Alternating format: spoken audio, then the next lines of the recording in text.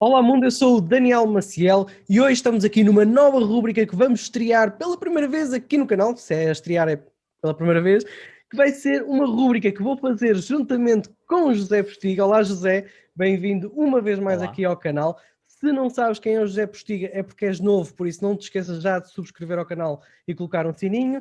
E se ainda não viste, então o José Postiga tem um vídeo cá no canal que fala um pouco sobre a sua mais-valia enquanto programador e a sua profissão, que está aqui também a dar-nos aqui algumas dicas, e é exatamente esse o mote desta nova rúbrica. Portanto, vamos fazer e partilhar aqui semanalmente dicas e também eliminar algumas dúvidas para programadores, principalmente para aqueles que estão a começar. Por isso, fica daí, vamos então iniciar esta nova rúbrica. José, olá. Então, pronto aqui Olá, para este novo desafio aqui das dicas para os programadores? Estás confiante? sempre pronto. É? Tens Sempre aí pronto, sempre boas confiante. dicas na manga aí para começar aí a partilhar aí à malta? Já tens aí Deixa-me ir buscar aqui a minha manga curta. a minha curta. Pronto, então para contextualizar, eu já expliquei um bocadinho. A ideia vai ser semanalmente tu vais preparar umas dicas, algo que não tem que ser técnico, pode ser até em termos de dicas enquanto programador para motivação, para organização, mas também dicas técnicas, ok? Algo que devemos ter como preocupações em termos conceptuais. Portanto, tens total liberdade. Portanto, não estás condicionado. A ideia agora então é começares aqui a dar algumas sugestões. O que é que achaste deste desafio e desta nova rubrica? Foi interessante. Acho que é um projeto que pode trazer uma lufada de ar fresco a muito do conteúdo virados para programadores. Espero poder contribuir da melhor forma e acho que podemos avançar para a dica desta semana. É isso. Aquilo que eu tenho a. Exatamente. Aquilo que eu Estás tenho aqui a embora. aqui que eu tenho a partilhar com os programadores que estamos a ver lá em casa, Uhum. é documentação, ok? Documentação. É muito Documentação. documentação, exatamente. Parece um tema um bichinho que sai do armário quando se fala em documentação durante o desenvolvimento, porque não é tão sexy como estar a carregar nas teclas e a fazer a respectiva programação, mas é Uhum. se não um fator que mais retorno nos traz a curto, médio prazo. Ok. Okay? Isto é tudo muito bom, estarmos a programar enquanto a mente está fresca, enquanto temos os issues entregues Uhum. e queremos produzir, queremos mostrar ao mundo que somos bons, mas passados 6 meses, quando tivermos que voltar lá para resolver algum bug, diria que 85% das vezes agradeceríamos se tivéssemos deixado algum tipo de Ok. documentação Agora, então, com o que é nós, que ele está a fazer. nós já introduziste então qual é que vai ser a dica de hoje. Nós vamos falar um bocadinho sobre isto, mas antes de passarmos em coisas concretas, dentro desta rúbrica vamos ter um segmento que é Explica lá e sabia. Agora, a ideia aqui vai ser tu explicares o que é isto da documentação a um bebé de 1 ano. Portanto, boa sorte. Pois, é mesmo engraçado. Como é que eu poderia dizer? Não consigo explicar. Um bebê de 1 ano é complicado. Bebé, posso falar para a Bia? Bia, Ah, ora, deixa ver. Explicar isto a um bebê de 1 ano, como é que é que é difícil desdobrar é que este ela nem tópico sabe o que é escrever. para. Pois, exatamente, portanto, é um bocado intimidante. Diria que à medida que a Via vai criando o seu programa, o seu projeto, o melhor é ela ir desenhando num lado Uhum. exatamente aquilo que está a construir, para que depois no futuro, quando quiser adicionar mais um sol, mais uma nuvem, mais uma árvore, saiba exatamente o desenho que tinha anteriormente e saiba onde colocar sem desenhar por cima daquilo que já tinha feito anteriormente. Ok, Portanto, se ok. você Não, não sei se a Bia explicar à Bia, percebeu. fica assim. Eu não sei se a Bia percebeu. Eu vou-lhe perguntar, eu vou-lhe dizer. Eu se tivesse que explicar isto à Bia, o que é que eu poderia dizer? Eu diria, Bia, é basicamente É difícil, não é fácil. Não é fácil. Dizia, Anda lá, o espertinho, olha para aí. é. É complicado, porque Documentação, documentar, eu diria, Bia, basicamente é anotar, já não sabe o que é anotar, mas eh, anotar, vamos lá, isso é capaz escreveres, de ter sempre. rabiscar aquilo que vais fazendo ao longo do dia. Portanto, quando acordas, tu dizes: eu para acordar tenho que começar a gritar para chamar a mãe. Isto pode ser uma Porque não, pai? documentação. Não, não, tem que ser a mãe. Para a minha é só para a festa, para gritar que chama a Justo, mãe. certo. É verdade, mas basicamente é isto, não é? A documentação há de ser algo do género retratares ou explicares aquilo que fizeste e porque é que fizeste, ou o que é isto da documentação. Certo. A documentação é nada mais do que escrever a tua linha de pensamento, escrever a construção do objetivo. Nós, quando recebemos as tarefas, ou quando planeamos a arquitetura, o desenvolvimento de um software, nós dividimos em pequenas tarefas, ok? Mas as Uhum, tarefas mostram-nos o futuro, não nos mostra propriamente o futuro no sentido de o objetivo que tu queres chegar, queres adicionar aquela funcionalidade ou queres corrigir aquele bug, mas depois há pequenos passos intermédios que tu vais fazendo e pequenas decisões que tu vais tomando para efetivamente atingir esse objetivo. Okay? Enquanto essas tarefas delineam qual é o objetivo, quais são os requisitos da citação para tratar esse objetivo como concluído, a documentação diz-te que decisões, e documenta, lá está o nome, as decisões que tomaste para chegar lá, que podem te ajudar mais tarde, quando quiseres, olha, porque é que eu fiz, ou porque é que a equipa fez desta forma, a documentação traz essa justificação e, se feita com algum cuidado, te traz um mapa de como tu podes navegar, de que subsistema A comunica com o subsistema B por esta interface, tem estas formas, ou então de uma forma menos low level, mais abstrata, se estivermos a falar em APIs, este endpoint recebe os inputs A, B, C e D, uhum. e desses A, B, C e D só A e C que são necessários, os outros podem ser dados de forma complementar, coisas que se nós não tivermos, teríamos que investigar no código, teríamos que Sim. olhar para as E, validações. e diz-me uma coisa, na tua visão, quando é que achas que um projeto justifica ter documentação? Desde cedo, Todos? logo desde o início, ok? Mas não precisas de planear a documentação, vais desenvolvendo à medida que vais fazendo a aplicação.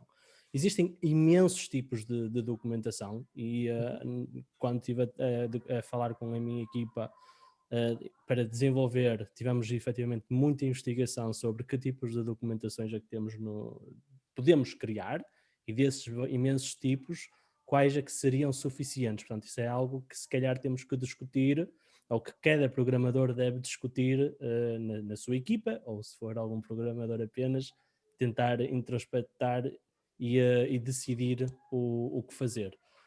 Mas diria que das documentações mais simples de fazer com maior retorno, temos a documentação de endpoints da API, se isso for o caso que estejas a Uhum, desenvolver, ok? Ou então, se não tiveres a desenvolver APIs, se for algo mais full stack, pelo menos documentar o que é que cada módulo do sistema faz. Por exemplo, uhum, se estivermos a falar de um sistema de blog, ok? A coisa mais transversal, o exemplo mais bacoco que uma pessoa pode dar, podes documentar o que é que o teu módulo de páginas faz, ok? uhum, Podes incluir, nesses casos, print screens de como é que a interface está feita.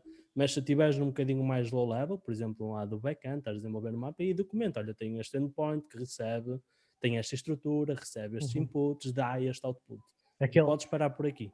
sim, aquilo que estás a falar é, ok, não vamos ter que explicar linha a linha do nosso código ou função a função. Olha, esta função Uhum. recebe um parâmetro X que faz não sei o que, é transformado em batatas e é Exato. retornado cenouras. Sim, sim, Não, sim. o que É estás a dizer? retirar essa necessidade. Ao, Uhum, ao contrário de estar a adicionar comentários no código, que é uma das primeiras coisas que um programador pode intuitivamente fazer, que é do tipo, olha, esta próxima linha registra um artigo na base de dados. uhum, Pronto, ok, isso, comentários são úteis no código quando nós temos uma incapacidade de deixá-lo mais explícito, isso pode ser outra dica para outra semana, como ser explícito no código e como ter confiança Ainda na repatação spoilers. desse código. Não, mas mas Fica a surpresa. é um tópico por si só e tem muita Exato. discussão. Uhum. Retira essa necessidade de poluir então o código, poluir entre aspas, ok? Com a grande vantagem de que, imaginando, vocês têm uma API, documentam os endpoints da API, se tiverem que participar e coordenar o desenvolvimento, por exemplo, de um cliente para essa API, seja uma aplicação mobile, seja outra aplicação web, a única coisa que temos que lhes entregar é efetivamente essa documentação. Porque eles vão comunicar com a API na perspectiva da documentação que vocês fizeram. Sim, não é a primeira vez que falamos de documentação aqui no canal. A primeira vez que eu falei sobre a documentação, penso que foi com a live do Martim Mariano, em que falamos da forma como nós podemos trabalhar a escrita em termos mais técnicos. Que conselhos é que tu deixas quando nós estamos a escrever documentação? Deve ser algo mais formal, menos formal, mais complexo, menos complexo? Quais são as tuas dicas para quem está a redigir uma documentação? Primeiro de tudo, a forma de escrita tem que estar a par com o tipo de documentação que estamos a fazer, porque se formos pegar no exemplo que dei há pouco, de fazer a documentação de uma API, provavelmente vamos usar um esquema, um esquema conhecido para documentar, em que é um documento padronizado, previsível, ok? E que depois possa ser consumido seja por humanos, seja por máquinas, ok? Temos imensos exemplos desses no mercado. Um dos que mais consigo recomendar é o OpenAPI. Exatamente, mas trocando isso por miúdos, basicamente é um sistema que até pode fazer quase um barrimento no teu código e descobrir alguns endpoints, é isso que estás a falar? Sim, temos esse tipo de projetos. Eu não me lembro agora bem do nome, vou arriscar, acho que se chama DocBlocker ou algo do género, que consegue ler os teus docblocks no teu código e consegue gerar documentação sobre isso. Temos o exemplo que eu mais consigo, que eu mais me familiarizo, porque é o que eu mais uso, que é o OpenAPI, mas aí já não usa muito código para gerar as coisas, já tens que escrever de uma forma padronizada. Exatamente, mas traz imensas vantagens. Uma delas é, ok, tens um documento padrão que depois pode ser consumido, tem outros projetos que podem capitalizar nesse investimento e podes criar servidores de mocking, e servidores de mocking pode ser outro tópico, mas serve puramente para, usando aquela documentação que criaste, o servidor vai responder com exemplos. Okay? Quando nós nos preocupamos em sedar a base de dados, não é? Dar registros de exemplo para depois brincar com a nossa programação, se fizermos este tipo de documentação padronizada, conseguimos ter ferramentas que nos dá isso logo à cabeça e evita até que tenhamos que ter sequer a aplicação instalada. Se virmos isto da perspectiva, por exemplo, de um front-ender que quer integrar com a nossa API, isso é ótimo, porque eles podem ter esse sistema a correr, o sistema de mocking, com os contratos que é entregue pelo back-end, e pode estar a usar a aplicação deles, a bater nesse servidor de mocking, e vai receber dados de exemplo de acordo com os tipos e regras que nós definimos nessa documentação. Exatamente. E agora aqui uma questão um bocadinho mais polémica. A documentação numa equipa de portugueses deve ser escrita em português ou em inglês? Inglês. Porquê? Ok. Primeiro porque é considerada a linguagem universal. Portanto, não limita o consumo dessa documentação a quem conheça a língua mãe ou a língua para a qual tu decidires ou queres escrever. E até porque, quer queiramos, quer não, sendo programadores, o inglês faz parte do nosso dia-a-dia, até pode nos ajudar a desenvolver as nossas capacidades. Sim. Mas entre a equipa, mas assim, isto não há nada inflexível. Sim, se entre a equipa decidirem que traz mais vantagens escreverem em português, até porque o vosso público é apenas português ou noutra língua que decidam, se tomarem essa decisão de forma consciente e informada, isso cada equipa define quais as suas regras, mas no mais transversal eu recomendo usem sim. Eu estou-me a lembrar, por exemplo, de Filipe Deschamps, que é alguém que eu tenho como referência, que ele diz que nas equipas dele toda a codificação é feita em inglês, toda a documentação é feita em português. Isto porque ele diz que é mais fácil nós conseguirmos escrever com mais facilidade na nossa língua materna, em que depois isso tinha que traduzir para o caso de haver elementos internacionais na equipa, mas dá esse exemplo, o que é interessante. Eu, se puder ser polémico, já vou completamente contra essa argumentação, porque isso depois, ok, isso é É o muito bom hábito. se a nossa documentação for apenas consumida internamente por uma equipa de programadores Sim, ou sim, sim, sim. profissionais que conhecem a língua. Mas Sim. a partir do momento ou que a tua empresa cresça e que tu tenhas que contratar pessoas de cariz mais internacional, que não Aí as percebam coisas a são mesma língua diferentes. paterna, Claro. vão ter o trabalho de não apenas traduzir o que estão a fazer, mas traduzir tudo o que já fizeram. Sim, Portanto, sim, tal sim. como a documentação, ao ser feita durante o desenvolvimento inicial da coisa, Vai desde sempre facilitando. custa menos do que fazê-la depois de ter tudo pronto, assim como os testes, assim como tudo, Temos aqui um muitas outras fight. coisas. Vou convidar o Filipe Deschamps para. Eu não sei, eu agora estou a falar que o Filipe Deschamps, se calhar não é, mas eu acho que sim, eu acho que sim. Postiga, então, também para terminarmos aqui este tópico desta dica, imagina, há um programador freelancer, portanto, ele trabalha sozinho, desenvolve projetos. Qual é a importância da documentação para este profissional, este lobo solitário? É para o futuro do lobo solitário. Digamos que se estiveres a trabalhar de forma independente ou de forma solitária, eu acho que independente não quer dizer que estejas solitário. Uhum. Podes estar a trabalhar independentemente em modo de consultoria e estás a trabalhar com uma rede, com uma network de pessoas. Vai-te ajudar no futuro, quando voltares àquele projeto para fazeres algum tipo de manutenção, algum tipo de intervenção, saberes exatamente quais eram as condicionantes, quais eram as regras e, muito importante também, qual era o contexto para o desenvolvimento daquilo. Quantas vezes nós não voltamos ao passado com algum código que descobrimos e tiramos o pó e dizemos, ei, se eu soubesse o que sei agora, se calhar refazia isto de outra forma, ok? Portanto, a documentação ajuda-nos a saber quais eram o contexto, os constrangimentos que tínhamos na altura e permite-nos construir em cima disso. Uhum. Imagino que nenhum arquiteto vai mexer na tua casa sem ter acesso ao desenho daquilo que está feito neste momento. Claro, claro Portanto, que sim. E em relação a tempos, quanto tempo é que achas que um programador deve dedicar à documentação? ok. Isto vai muito em linha com o que eu acho sobre o tempo que devemos dedicar aos testes também, que é muito alinhado à regra do mede 2 vezes, corta uma. Okay? A nível de desenvolvimento, nós podemos dizer que devemos ser não tão rápidos a desenvolver, mas primeiro pensar e refletir sobre o que é que Uhum. queremos fazer e as consequências dos nossos atos e começar por documentar. E quando eu digo documentar, não precisa ser logo algo muito perfeitinho, ok? Muito padronizado, pode ser uns Sim. rabiscos, um readme, okay? Um ficheiro markdown em que diz, ok, eu quero fazer X e para ir fazer X eu preciso de A, B, C e D. Tudo pode começar através de uma lista de tarefas ou tudo pode começar pela lista das tarefas que tens para desenvolver e à medida que vais programando, integra no teu ciclo de desenvolvimento Uhum. a geração da documentação. Há quem queira ou pense que isso uma coisa seja mutuamente exclusiva, ou seja, eu desenvolvo e depois tenho que ter o tempo para fazer a documentação e depois tenho que ter tempo para fazer testes. Não, isto faz tudo. Temos que Mas, entender que isto faz tudo parte do mesmo ciclo. sim, Desenvolvimento, programação, deve incluir a programação propriamente dita, a geração da documentação daquilo que está a ser desenvolvido ou que claro que foi sim. desenvolvido e a geração dos respectivos testes. Claro que sim, claro que sim. Eu acho que não vou dizer nenhuma asneira. Eu creio que vocês, na empresa onde tu estás e na equipa que tu lideras, provavelmente seguem metodologias como o Scrum, penso eu, ou não. Mas quando Scrum estamos numa Ban. metodologia Scrum, Scrum Ban, na entrega da sprint, nós entregamos a funcionalidade e então aí também há que entregar a documentação estruturada e finalizada.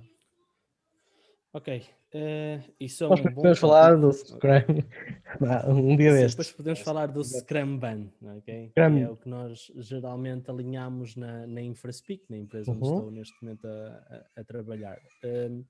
Nós, de certa forma, não, nós temos uma particularidade que joga a nosso favor, ok? Sendo extremamente sincero e transparente, porque nós somos uma empresa de um produto. Uhum. E nós controlamos o nosso roadmap. Não quer dizer que nós não tenhamos qualquer compromisso com clientes que usam a nossa aplicação, mas temos controlo sobre o nosso roadmap, sobre o nosso tempo, e isso ajuda-nos e facilita-nos esta rápida integração de documentação, testes e tudo o que é necessário para ter um projeto de qualidade, porque nós não estamos a correr contra o tempo, de certa forma. Nós temos uma macrovisão sobre o nosso roadmap de produto, mas a nível dos passos e da forma como trilhamos o caminho, temos um grande controle sobre isso.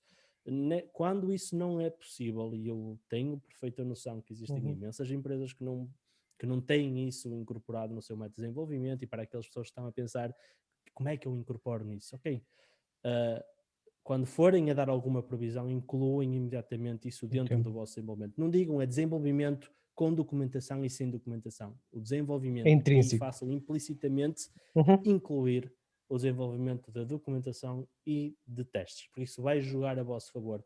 Pensam que estão a ser rápidos, e são rápidos no curto espaço de tempo, mas a longo prazo só jogam contra. Porque à medida que o software cresce, também a sua complexidade cresce. E à medida que a complexidade cresce, vão querer que tivessem documentação muito mais cedo para poderem ter um mapa para navegar nessa complexidade. E é natural, não quero aqui dizer que complexidade seja algo depreciativo, porque é normal, o produto à medida que cresce em funcionalidades tenha regras e condições que até é capaz de cruzar domínios. Okay? Claro que sim. Claro que sim. Eu penso que a dica de hoje está introduzida. Tu que estás a assistir, eu espero que tenhas a gostar. Coloca nos comentários a tua opinião, algum feedback que tenhas em relação a esta dica, se ela já te foi útil, ou se estás a utilizar ou não estás a utilizar. Por isso, deixa aí nos comentários. Não te esqueças então de subscrever e colocar um sininho. O Postiga também tem um site onde também tem alguns artigos, também vamos colocar o link na descrição. E claro, em relação a esta rubrica, encontramos na próxima semana. E para já fica por aqui. Obrigado. Obrigado.